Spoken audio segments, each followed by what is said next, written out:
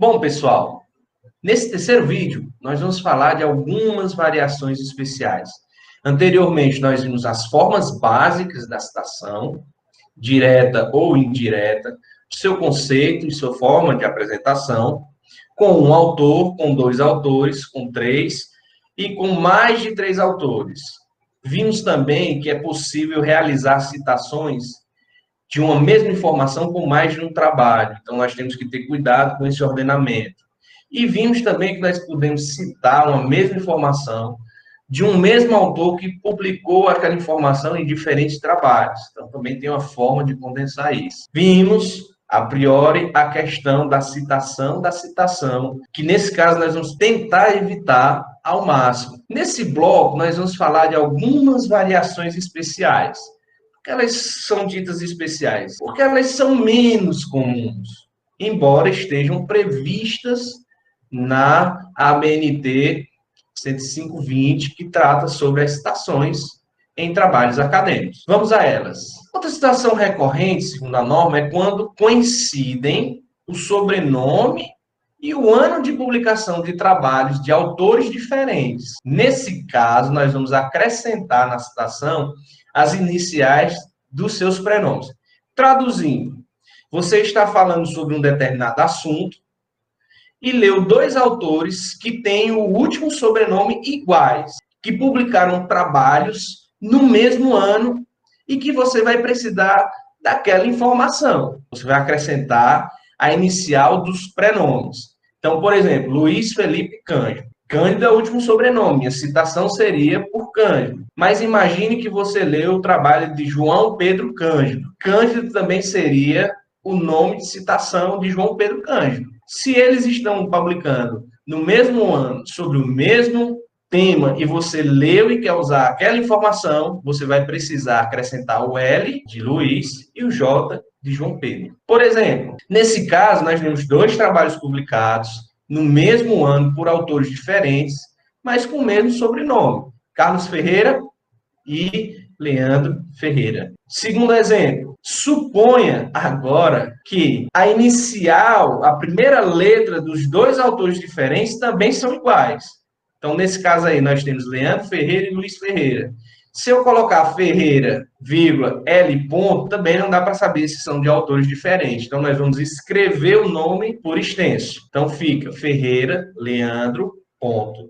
2007, Ferreira, Luiz, 2007. Essa lógica, pessoal, ela é aplicada em ato contínuo. Por exemplo, se eu tivesse os dois primeiros nomes iguais, não ia adiantar eu também colocar o nome por extenso. Então, eu iria colocar o primeiro nome abreviado, L ponto, e o segundo nome por extenso, ou, se for diferente, a primeira letra daqueles nomes. Então, vê-se que é uma situação realmente especial. Quem diria que duas pessoas com o primeiro e com o último nome iguais publicaram trabalhos no mesmo ano sobre o mesmo assunto e que você leu os dois trabalhos e que vai precisar dessas informações. Então, é muita coincidência, mas para efeito de conhecimento, a norma prevê essa variação. No caso de autor-entidade, pessoal, o nome ele deve ser escrito por extenso.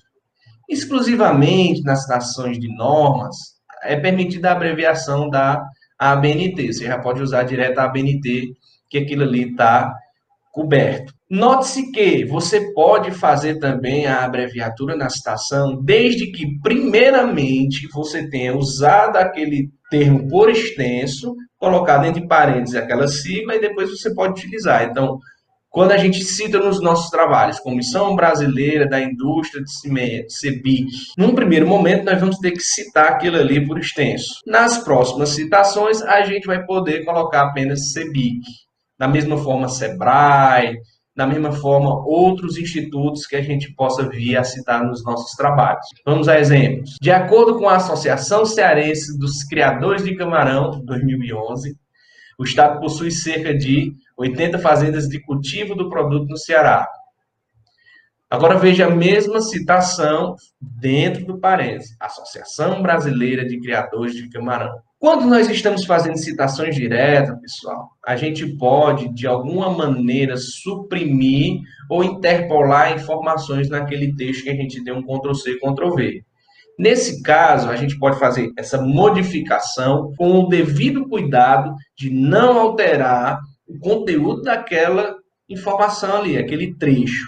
É muito comum numa citação direta você ver esses colchetes com reticências dentro, que é o que significa supressão. Ou uma interpolação. Você tem um colchete com uma informação escrita dentro. Ou seja, aquela informação não estava no autor original. E, muito comum também, a gente ter um destaque. Grifo nosso, grifo do autor, em negrito ou itálico. Então, você tem lá uma citação direta de um determinado autor que você quer dar um destaque.